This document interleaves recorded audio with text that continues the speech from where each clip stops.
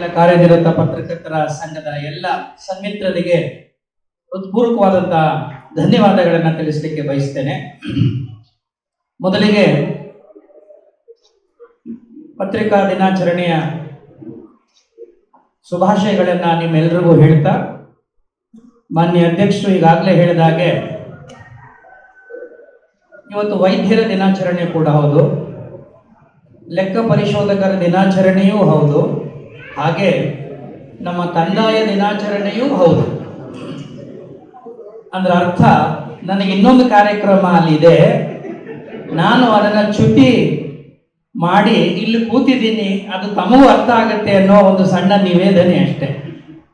ಆದರೂ ಪತ್ರಕರ್ತರು ಈ ಮಟ್ಟದಲ್ಲಿ ಬ್ಯಾಟಿಂಗ್ ಮಾಡ್ತಾರೆ ಅಂತ ನನಗೆ ಗೊತ್ತಿರಲಿಲ್ಲ. ನನ್ನ ಅನುಭವದ ಪ್ರಕಾರ most of the teachers, they are not good speakers. Most of the journalists, they are not good speakers. They can be very good writers, but not public speakers. There is a difference between speaker, a teacher, a lecturer, and a public speaker. Public speaking itself is a very great art as well as a skill. Not everyone can master this public speaking. But ಇವತ್ತು ನನಗೆ ಮುನಿರಾಜು ಹಿಡಿದು ಕೋಪದಲ್ಲೇ ಹೋದ್ರು, ಅವರ ಅಧ್ಯಕ್ಷರ ಮೇಲೆ ಕೋಪ ಮಾಡಿಕೊಂಡು, ಏನಪ್ಪ ನನಗೇನು ನಿಮ್ಗೆ ಬಿಟ್ಟೇ ಇಲ್ಲ ಅಂತ ಹೇಳಿ. ಅವರಿಂದ ಹಿಡಿದು ಗಣೇಶ್ ಅವ್ರಿಗೂ. ಚಂದ್ರು ಮಾತಾಡಿದ್ರ? ಸ್ವಲ್ಪ ಮಾತಾಡಿದ್ರ? ಇಲ್ಲ, ಮಾತಾಡಲಿಲ್ಲ. ಹೊಳ್ಳವರು ಮಾತ್ರ ಬಹಳ ಸರಳವಾಗಿ ಮಾತಾಡಿದ್ರು. ಅದ್ಭುತವಾದ ರೀತಿಯಲ್ಲಿ ತಮ್ಮ ಭಾವನೆಗಳನ್ನ, ವಿಚಾರಗಳನ್ನ ನಮ್ಮ ಮುಂದೆ ಹಂಚಿಕೊಂಡ್ರು. ನಾನು ಯಾಕೆ ಕೂತ್ಕೊಂಡೆ ಅಂತಂದ್ರೆ, ಲಿಸ್ನಿಂಗ್ ಈಸ್, ನನ್ನ ಪ್ರಕಾರ it is one of the best skills all of us can adopt in our life. ಮಾತಾಡೋದು ಇವತ್ತಿನ ಕಾಲಕ್ಕೆ ಅದು ದೊಡ್ಡ ಕೌಶಲ್ಯ ಅಲ್ಲ. ಆಲಿಸೋದಿದೆಯಲ್ಲ, ಕೇಳ್ಕೊಳ್ಳೋದಿದೆಯಲ್ಲ, ಅದಕ್ಕೆ ಸಂಯಮ ಬೇಕು, ಅದಕ್ಕೆ ಒಂದಷ್ಟು ತಾಕತ್ತು ಬೇಕು, ಒಂದಷ್ಟು ತಾಳ್ಮೆ ಜಾಸ್ತಿ ಇರಲೇಬೇಕು. ಅದು ಒಂದು ಕಾಲು ಗಂಟೆಗಳ ಕಾಲ ನನಗೆ ನೀವು ಕಲಿಸ್ಕೊಟ್ರಲ್ಲ, I think that will be one of the important characteristics of any successful human being in his profession and career ಅಂತ ನನಗೆ ಅನಿಸುತ್ತೆ. ಒಬ್ಬ ಅಧಿಕಾರಿಯಾಗಿ ಬೇರೆಯವರ ಕಷ್ಟಗಳನ್ನ ಕೇಳುವಷ್ಟು ಸಮಾಧಾನ ಅಂತ ಕರೆಯೋದಾದ್ರೆ, ಸಾವಧಾನ ಅಂತ ಕರೆಯೋದಾದ್ರೆ, ಬಹುಶಃ ಅದು ಬಹಳ ದೊಡ್ಡ ಒಂದು ಅಸೆಟ್ ಅಥವಾ ಸ್ಕಿಲ್ ಅಂತ ನಾನು ಹೇಳಲಿಕ್ಕೆ ಬಯಸ್ತೇನೆ. 92ರಲ್ಲೇ ಪತ್ರಿಕೆಯಲ್ಲಿ ನಾನು ಕೃಷಿ ಮಾಡ್ತಾ ಇದ್ದ ಕಾಲದಲ್ಲಿ ಅದನ್ನು ಬಿಟ್ಟೆ.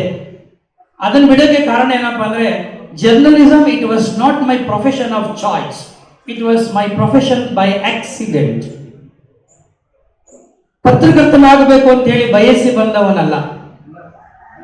ಡಿಗ್ರಿನಲ್ಲಿ ರ್ಯಾಂಕ್ ಇತ್ತು, ಮುಗಿಸಿದೆ, MA ಮಾಡ್ತಾ ಇದ್ದೆ, ಬೀದಿಗೆ ಬಿದ್ದಿದ್ದೆ.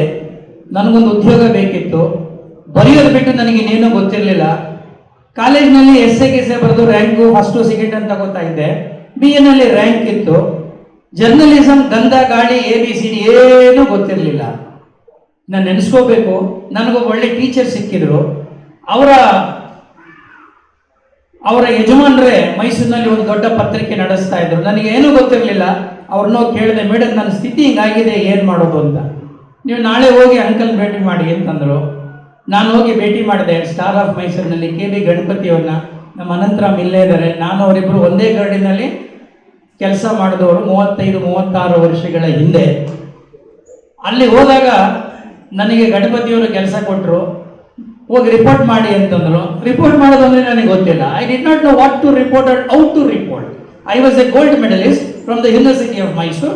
Unfortunately I did not know how to write a report because my education did not teach me to report. ಯಾರು ನನಗೆ ಹೇಳ್ಕೊಟ್ಟಿರಲಿಲ್ಲ. ನಮ್ಮ ಇವರೊಬ್ಬರು ನಮ್ಮ ನ್ಯೂಸ್ ಎಡಿಟರ್ ಇದ್ರು, MR ಶಿವಣ್ಣ, ನೆನೆಸ್ಕೋಬೇಕು. PUC ಫೇಲ್ ಆಗಿದ್ದವರು ಅವರು. ಕನ್ನಡದ ಬಗ್ಗೆ ಅದ್ಭುತವಾದಂಥ ಒಂದು ಹಿಡಿತಾ ಇದ್ದಂಥವ್ರು. ಇಂಗ್ಲಿಷ್ ಅಷ್ಟಾಗಿ ಬರದೇ ಹೋದ್ರು ಕೂಡ ಚೆನ್ನಾಗಿ ಬರೀತಾ ಇದ್ರು. ಅವಾಗೆಲ್ಲ ಯಾರು ಜರ್ನಲಿಸಮ್ ಓದಿ ಜರ್ನಲಿಸಮ್ನ ಮಾಡ್ತಾ ಇರಲಿಲ್ಲ. ಕನ್ನಡ ಭಾಷೆಯ ಮೇಲೆ ಒಂದಷ್ಟು ಪ್ರೌಢಿಮೆ ಮತ್ತು ಬರವಣಿಗೆ ಬಗ್ಗೆ ಒಂದಷ್ಟು ಒಲವು ಮತ್ತು ಪತ್ರಿಕೋದ್ಯಮದ ಬಗ್ಗೆ ಒಂದಷ್ಟು ಪ್ರೀತಿ ಇಷ್ಟಿದ್ರೆ ಸಾಕಾಗಿತ್ತು. ಬರವಣಿಗೆ ನಮ್ಮ ದೊಡ್ಡ ಆಸ್ತಿ ಆಗಿರ್ತಾ ಇತ್ತು. ಅವ್ರಿಗೂ ಕೇಳಿದೆ, ಇಲ್ಲ ನೀವು ಹೋಗಿ ಒಂದು ಫಂಕ್ಷನ್ಗೆ ಕಳಿಸ್ಕೊಡ್ತೀನಿ, ಅಲ್ಲಿ ಹೋಗ್ಬಿಟ್ಟು ಅವ್ರು ಏನೆಲ್ಲ ಮಾತಾಡ್ತಾರೆ ನೋಡ್ಬಿಟ್ಟು ಬಂದು ಬರ್ಕೊಡಿ ಅಂದರು. ಹೋದೆ. It was fortunately it was Ambedkar Jayanti April 14. ನಾನು ಹೋದೆ ಮೈಸೂರು ಮಹಾರಾಜ ಕಾಲೇಜ್ ಸೆಂಟಿನರಿ ಹಾಲಲ್ಲಿ, ಕಾರ್ಯಕ್ರಮ ಎಲ್ಲ ಆಯಿತು.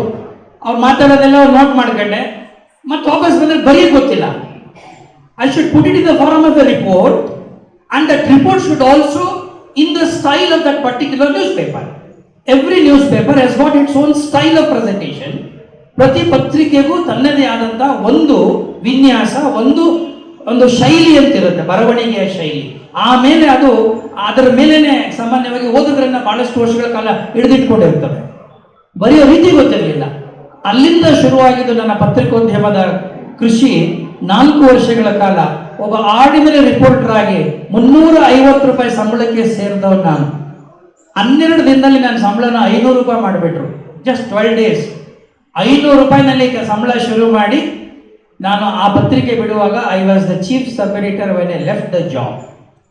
ನಾನು ಯಾಕೆ ಈ ಮಾತನ್ನು ಹೇಳ್ತಾ ಇದ್ದೀನಿ ಅಂತಂದ್ರೆ, ಅವತ್ತಿನ ಪತ್ರಿಕೋದ್ಯಮವೇ ಬೇರೆ. ಅವಾಗ ಈ ಮಟ್ಟಿಗೆ ಉದ್ಯಮವಾಗಿ ಪತ್ರಿಕೆ ಬೆಳೆದಿರಲಿಲ್ಲ.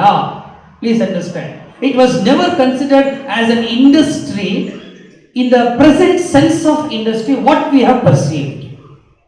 ಅವತ್ತು ಇನ್ನೂ ಬಹಳಷ್ಟು ವಿಚಾರಗಳು ಸಾಹಿತ್ಯದ ಬಗ್ಗೆ, ಕನ್ನಡದ ಬಗ್ಗೆ, ಭಾಷೆಯ ಬಗ್ಗೆ, ಬರವಣಿಗೆಯ ಬಗ್ಗೆ, ಪತ್ರಿಕೆ ನಡೆಸೋದ್ರ ಬಗ್ಗೆ.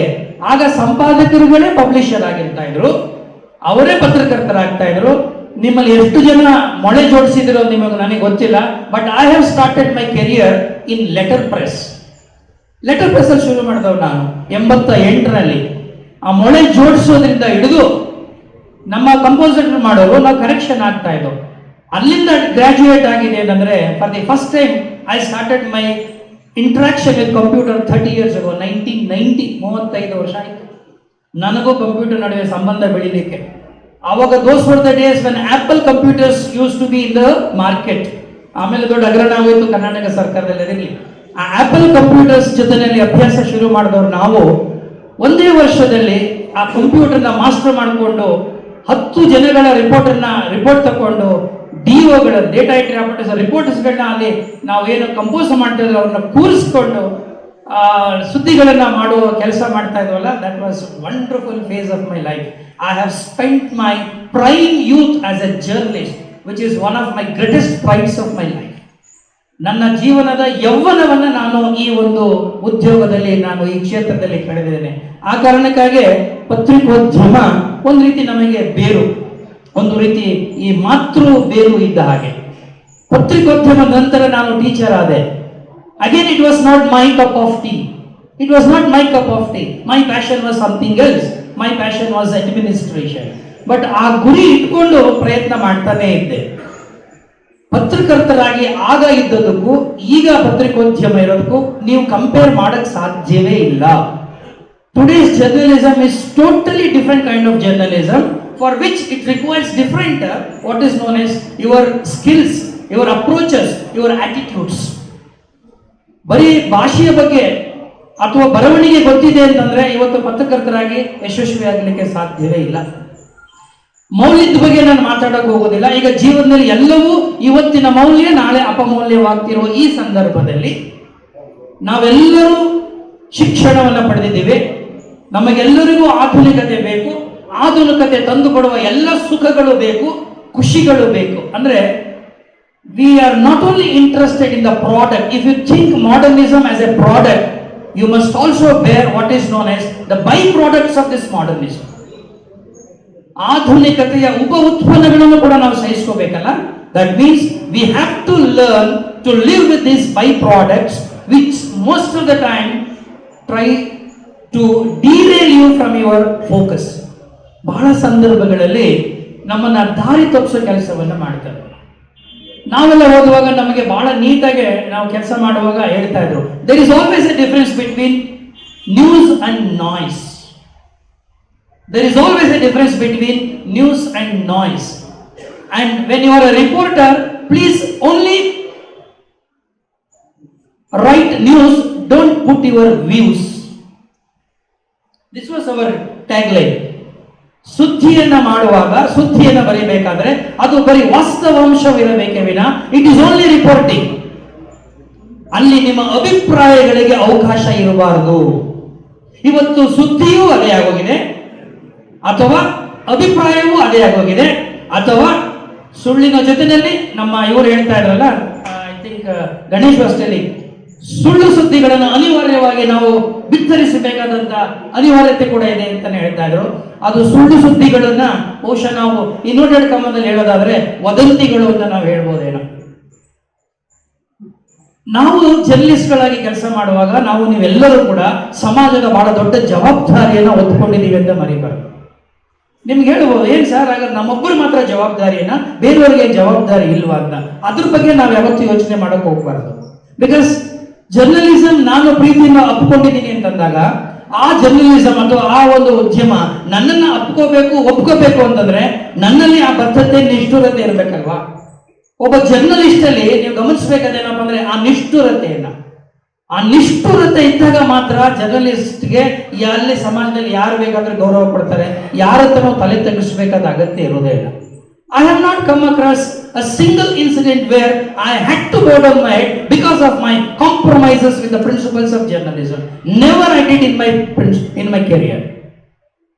ನಾನು ಆಮೇಲೆ ಬೇರೆ ಬೇರೆ ಉದ್ಯೋಗಗಳು ಮಾಡಿದ್ದೀನಿ. ಇವತ್ತು ಅಡ್ಮಿನಿಸ್ಟ್ರೇಟರ್ ಆಗಿ 18 ಜಿಲ್ಲೆ ಕೆಲಸ ಮಾಡಿರಬಹುದು. ನಿಮ್ಮಲ್ಲಿ ಎಲ್ಲರೂ ನಾನು ಕೇಳೋದಂದ್ರೆ, ಸಮಾಜದಲ್ಲಿ ಜೀವನದಲ್ಲಿ ಹೊಂದಾಣಿಕೆ ಇರಬೇಕು. There has to be some alignments, there has to be some adjustments in life and career, but there shall not be any kind of compromises as far as your principles of life is concerned or ethics of your profession is concerned. ಪ್ರತಿಯೊಂದು ವೃತ್ತಿಗೂ ಒಂದು ಧರ್ಮ ಅಂತ ಇರುತ್ತೆ. ಹಿಂದೆ ರಾಜನಿಗೆ ಒಂದು ಧರ್ಮ ಅಂತ ಇರುತ್ತೆ, ಅದು ರಾಜಧರ್ಮ ಅಂತ ಕರೀತಾ ಇದ್ರು. ನಮ್ಮ ವೃತ್ತಿಗೂ ಕೂಡ ನಮ್ಮದೇ ಆದಂತಹ ಧರ್ಮ ಇದೆ. ಆ ಧರ್ಮವನ್ನ ಪರಿಪಾಲನೆ ಮಾಡೋದ ಅರ್ಥ ಅಂದ್ರೆ to get back what is known as the dignity of that profession.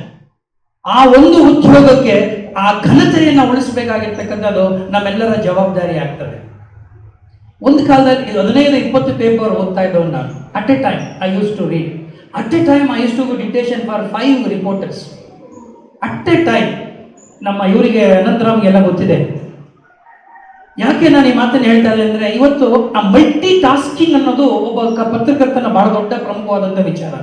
ಅದರಲ್ಲೂ contact is very very important. Contact ನೀವು ಎಷ್ಟು ಮಟ್ಟಿಗೆ ಇಟ್ಕೊಂಡಿರ್ತೀರೋ ಅಷ್ಟು ಕೂಡ ನಿಮಗೆ ಹೆಚ್ಚು ಹೆಚ್ಚು ಸುದ್ದಿಗಳು ಸಿಗೋಕೆ ಶುರುವಾಗುತ್ತೆ. ಅದರ ಮೂಲಕ ನೀವು ಹೋಗ್ತೀರಿ, ಆ ವರದಿಯನ್ನು ಮಾಡಲಿಕ್ಕೆ ಸಾಧ್ಯವಾಗ್ತದೆ. ಆದರೆ ನಾವು ಜರ್ನಲಿಸಮ್ ಅಲ್ಲಿ we always race against time. Omkara ಬೆಳಿಗ್ಗೆ ಬಂದಾಗ ಹೇಳ್ತಾ ಇದ್ರು, ಸಾರ್ ಸಂಜೆ 6 ಗಂಟೆ ಆದ್ಮೇಲೆ ನಮ್ಮಲ್ಲಿ ಎಲ್ಲ ಟೆನ್ಷನ್. ನಿಮಗೆ ಸಂಜೆ 6 ಗಂಟೆ ಮೇಲೆ ಟೆನ್ಷನ್, ಬೆಳಿಗ್ಗೆ ಹೊತ್ತು ಅಡಿಗೆ ಮನೆಗೆ ಹೋದ್ರೆ ನಮ್ಮ ಹೆಂಡತಿರಿಗೆ ಟೆನ್ಷನ್. ಹೌದಾ? ಬೆಳಿಗ್ಗೆ ಮಕ್ಕಳನ್ನ ಮನೆಯಿಂದ ಶಾಲೆ ಕಳಿಸೋವರೆಗೂ ಅಡಿಗೆ ಮನೆ 440 ವಾಟ್ಸ್ ತರ ಉರಿತಾ ಇರ್ತದೆ. You can't even talk to your wife. ನಾವು ನಮ್ಮ ಕೆಲಸಗಳ ಸಾಧನೆಗೆ ಅವ್ರಿಗೆ ಉಪಾಯವಾಗಿ ಹೋಗ್ಬೇಕೇ ವಿನ ಅವ್ರ ಹತ್ರ ಹೋಗಿ ಏನಾದ್ರು ಆರ್ಗ್ಯುಮೆಂಟ್ ಮಾಡಿದ್ರೆ ನಮ್ಗೆ ಬಿತ್ತು. ಅಂದ್ರೆ ಪ್ರತಿಯೊಬ್ಬರು ಅವರದೇ ಆದ ರೀತಿಯಲ್ಲಿ ಈ ಒಂದು ಒತ್ತಡದಲ್ಲಿ ಕೆಲಸ ಮಾಡುವಾಗ, ನಾನು ನಿಮ್ಗೆ ಏನ್ ಹೇಳಿದೆ, byproducts of this modern life ಅಂದಾಗ we need to learn some mechanisms, we need to learn some strategies of handling this stress. ಈ ಸ್ಟ್ರೆಸ್ ಅನ್ನ ಹ್ಯಾಂಡಲ್ ಮಾಡಲೇಬೇಕಾಗಿದ್ದ ಅನಿವಾರ್ಯತೆ ಬಂದ್ಬಿಟ್ಟಿದೆ. ಯಾರ ಮನೆಯಲ್ಲಿ ಬುದ್ಧ ಹಿಂದೆ ಹೇಳಿದಾರಲ್ಲ, ಸಾವಿಲ್ಲದವ್ರ ಮನೆಯಲ್ಲಿ ಸಾಸಿವೆ ತಗೋಬ ಅಂತ ಹೇಳಿದಾಗೆ ಆ ಹೆಣ್ಣು ಮಗುವಿಗೆ ಒತ್ತಡ ಇಲ್ಲದ ಮನೆಯನ್ನೆಲ್ಲರೂ ತೋರಿಸ್ಬಿಡಿಯಪ್ಪ.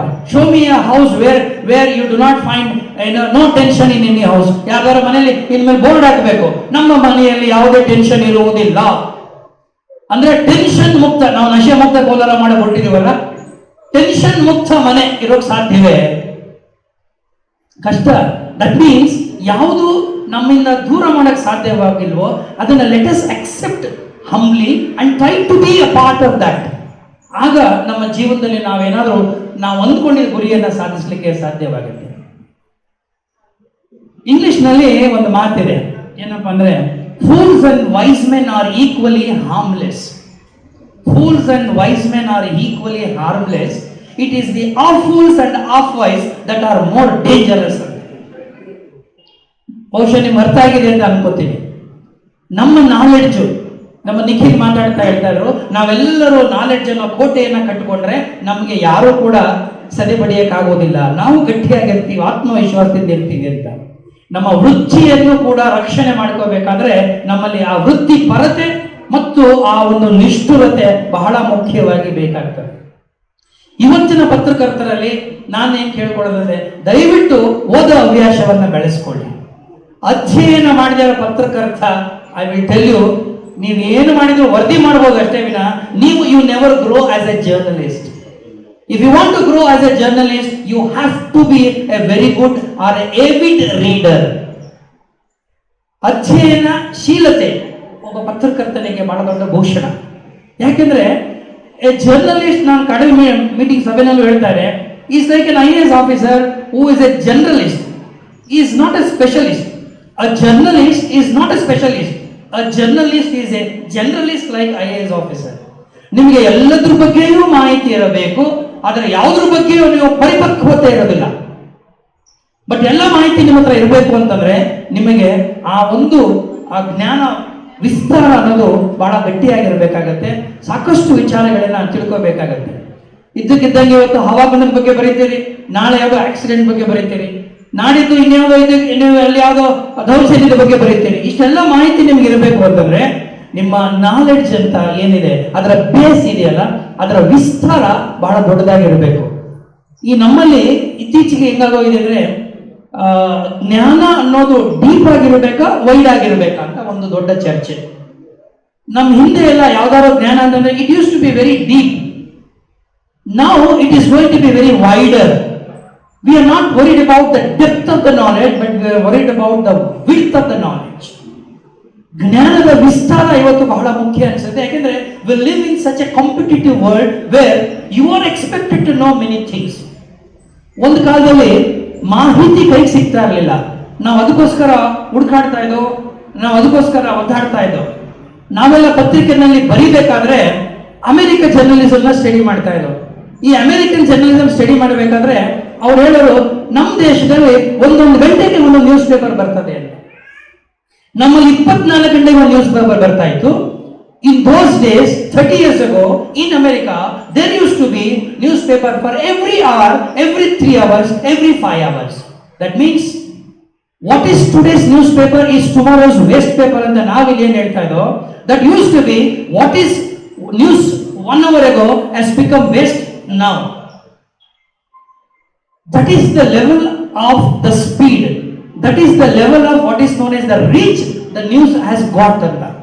ಸೊ ಈ ಒಂದು ಸುದ್ದಿಯನ್ನ ನಾವು ಅರ್ಥ ಮಾಡ್ಕೋಬೇಕಾದ್ರೆ, ಅದರ ಒಂದು ವೇಗದ ಜೊತೆ ನಾವು ಹೋಗ್ಬೇಕು ಅಂತಂದ್ರೆ, ಪ್ರಾಯಶಃ ಸಮಾಜಕ್ಕೆ ಏನು ಮುಖ್ಯವಾಗಿದೆಯೋ, ಏನು ಕೊಡಬೇಕೋ ಅದರ ಸ್ವಾಸ್ಥ್ಯದ ಬಗ್ಗೆ ಕೂಡ ನಾವೆಲ್ಲ ಗಮನಿಸಬೇಕು. ಆ ಸ್ವಾಸ್ಥ್ಯದ ಬಗ್ಗೆ ಗಮನಿಸುವಾಗ್ಲೇನೆ ನಾವು ಹೇಳೋದೇನಪ್ಪ ಅಂದ್ರೆ, ನೀವೇನೇ ಸುದ್ದಿ ಬರೆಯೋಕ್ಕಿಂತ ಮುಂಚೆ just pass, give A pass, think, apply your mind, then write. This application of mind is very very important for a journalist. ನಿಜ ಒಪ್ಕೋತೀನಿ, ಟೈಮ್ ಇಲ್ಲ, we are racing against the time. ಅದಕ್ಕೆ ಜರ್ನಲಿಸಮ್ ಹೇಳ್ತಾರೆ. ವಾಟ್ ಈಸ್ ಜರ್ನಲಿಸಮ್ ಅಂದ್ರೆ, journalism is a literature written in hurry ಅಂತ ಹೇಳ್ತೀವಿ. ಪತ್ರಿಕೋದ್ಯಮವು ಒಂದು ಸಾಹಿತ್ಯವೇ, ಆದ್ರೆ ಅವಸರದಲ್ಲಿ ಬರೆದ ಸಾಹಿತ್ಯವಂತೆ. ಸಾಹಿತಿಗಳಿಗೆ ಬಹಳ ಟೈಮ್ ಕೊಡ್ಬೇಕು ನೀವು. ಇದ್ದಕ್ಕಿದ್ದಂಗೆ ನೀವು ಬರೀರಿ ಅಂದ್ರೆ ಆಗೋದಿಲ್ಲ. ಆಶು ಕವಿತೆಗಳು ಬರೀಬಹುದೇನೋ, ಆದ್ರೆ ಸಾಹಿತ್ಯ ಹುಟ್ಟಬೇಕಾದ್ರೆ ಅದಕ್ಕೊಂದು ಹುಟ್ಟುವ ಸಮಯ ಅಂತ ಇರುತ್ತೆ. ಕವಿಗೆ ಅವನದೇ ಆದಂತ ಒಂದು ಸಮಯ ಅಂತ ಇರ್ತದೆ. ಕವಿತೆಗಳು ಅಷ್ಟು ಸುಲಭವಾಗಿ ಅದು ಬರೆಯಕ್ಕಾಗೋದಿಲ್ಲ, ಅದು ಹುಟ್ಟಬೇಕದು. ನಾನು ಬಹಳ ಸಂದರ್ಭ ಹೇಳ್ತೀನಿ, ಕವಿತೆ ಅನ್ನೋದು, ಪದ್ಯ ಅನ್ನೋದು ನೀವು ಎಲ್ಲೋ ಏನೋ ಇದ್ಕೊಂಡು 4 ಲೈನ್ ಗೀಚೋದಲ್ಲ, ಅದು ಸ್ವಾಭಾವಿಕವಾಗಿ ಸಹಜವಾಗಿ ಹುಟ್ಟಬೇಕು. ಹಾಗೆ ಸಾಹಿತ್ಯ ಕೂಡ, ಅಥವಾ ಜರ್ನಲಿಸಮ್ ಅಲ್ಲಿ ನಾವೇನ್ ಕರಿತೇವೆ, it is also literature but written in hurry. That is why the major dictum of journalism is, when you are in doubt ಏನ್ ಹೇಳ್ತೀವಿ ನಾವು, when you are in doubt cut it out ಅಂತ ಹೇಳ್ತೀವಿ. ಇನ್ನು ಮುಂದೆ ಹೋಗಿ ಏನ್ ಹೇಳ್ತೀವಿ, when we are in doubt dig it out. This digging is nothing but ಸತ್ಯ ಶೋಧನೆ. ಸತ್ಯ ಶೋಧನೆ ಮಾಡ್ತಕ್ಕಂಥ ಜವಾಬ್ದಾರಿ ಮತ್ತು ಆ ಒಂದು ಸಾಮರ್ಥ್ಯ ಯಾರಿಗಪ್ಪ ಇದೆ ಅಂತಂದ್ರೆ ಈ ಪತ್ರಕರ್ತರಿಗೆ ಮಾತ್ರ. ಮಾತ್ರ ಪತ್ರಕರ್ತರ ಮಾತ್ರ ಯಾವುದೇ ರೀತಿಯಾದಂತಹ ಪ್ರತಿಫಲಾಕ್ಷೆ ಇಲ್ಲದೆ ಸಮಾಜದ ಬಗ್ಗೆ ಮಾತಾಡೋಕೆ ಸಾಧ್ಯತೆ ಇರೋರು. ನನಗೆ ಇನ್ನೂ ನೆನಪಿದೆ, when I was a journalist, I have addressed 3 chief ministers as mister chief minister ಅಂತ. ಆ ಧೈರ್ಯ ತಂದುಕೊಟ್ಟಿದ್ದ ನನಗೆ ಪತ್ರಿಕೋದ್ಯಮ. ನಾನು ಇವತ್ತು ಸಮಾಜದಲ್ಲಿ ಏನಾದರೂ ಬಹಳ ಧೈರ್ಯವಾಗಿ ಯಾರು ಎದುರಿಸ್ತೀನಿ ಅಂದ್ರೆ ಅದಕ್ಕೆ ತಂದು ಕೊಟ್ಟಿದ್ದು ನನಗೆ ಮೂಲವಾಗಿ ಅಂದರೆ ಪತ್ರಿಕೋದ್ಯಮ. ಯಾಕಂದ್ರೆ ಪತ್ರಿಕೋದ್ಯಮದಲ್ಲಿ ನಾವು ಅವ್ರ ಪ್ರಶ್ನೆ ಕೇಳ್ತೀವಿ, ಆ ಪ್ರಶ್ನೆಯಲ್ಲಿ ನಮ್ಮ ಸ್ವಾರ್ಥ ಇಲ್ಲ, ಸಮಾಜದ ಹಿತ ಇದೆ, ಸಮುದಾಯದ ಹಿತ ಇದೆ. ಆಮೇಲೆ ಪ್ರಶ್ನೆ ಮಾಡುವಾಗ ನನಗೊಂದು ಧೈರ್ಯ ಇದೆ, ಒಂದು ಆತ್ಮವಿಶ್ವಾಸ ಇರ್ತದೆ. ಸಿದ್ಧತೆ ಮಾಡ್ಕೊಂಡಾಗ ಪ್ರಶ್ನೆ ಕೇಳಿರ್ತೀವಿ, ಮುಖ್ಯಮಂತ್ರಿ ಪ್ರಶ್ನೆ ಮಾಡಬೇಕು ಅಂದ್ರೆ. So I had those 3 occasions I still remember. ಇದು ಎಲ್ರಿಗೂ ಸಿಗೋಕ್ ಸಾಧ್ಯ ಇಲ್ಲ. ಸಮಾಜದ ಪರವಾಗಿ, ಸಮುದಾಯದ ಪರವಾಗಿ ಅಕ್ಷರಗಳನ್ನ ನೀವು ಬರೀಬೇಕಾದ್ರೆ ಅಲ್ಲಿ ನಿಮಗೆ ಸಮಾಜದ ಹಿತ ಇರುತ್ತೆ. ಅದಕ್ಕೆ ಹೇಳಿದ್ದು ಯಾರು, ನಿಮ್ಮ ಗೋಪಿಯವರು, ನಾವೆಲ್ಲ ಮನೆಗೆ ಮಾರಿ ಪರದೆಗೆ ಉಪಕಾರಿ ಅಂತ ಹೇಳಿ ಒಪ್ಕೊಂಡ್ಬಿಟ್ಟಿದೀವಲ್ಲ ನಾವು. ನಮ್ಮನ್ನು ನಂಬ್ಕೊಂಡು ನಮ್ಮ ಹೆಂಡತಿ ಮಕ್ಕಳು ಬಂದ್ಬಿಟ್ಟಿದಾರಲ್ಲ. ನನ್ನ ಮಗನು ಕೂಡ ಇದೇ ಆದಿ ಹಿಡ್ದ. ನೀವು ಹೇಳಿದ್ರಲ್ಲ ಕೆಲಸ ಇದು ಕೊಡಲ್ಲ, ಕೆಲಸ ಸಾಲ ಕೊಡಲ್ಲ ಅಂತ ಹೇಳಿರಲ್ಲ. ನನ್ನ ಮಗನ ಮನೆ ಕೊಡ್ಲಿಲ್ಲ, because he was a journalist. My son was denied house for rent because he was a journalist.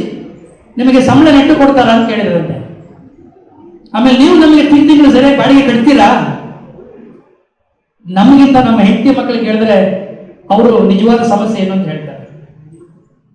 ಒಬ್ಬ ಪತ್ರಕರ್ತ ಸಮಾಜದ ಹಿತವನ್ನ ಬಯಸ್ಕೊಂಡು ಹೋದಾಗ ಅನೇಕ ಚಾಲೆಂಜಸ್ಗಳಿಗೆ ತಾನು ತೊಡಗಿಸ್ಕೊತಾನೆ, ಅನೇಕ ಅಪಾಯಗಳಿಗೆ ತುತ್ತಾಗ್ತಾನೆ, ಅನೇಕ ರಿಸ್ಕ್ಗಳನ್ನ ತಗೋತಾನೆ.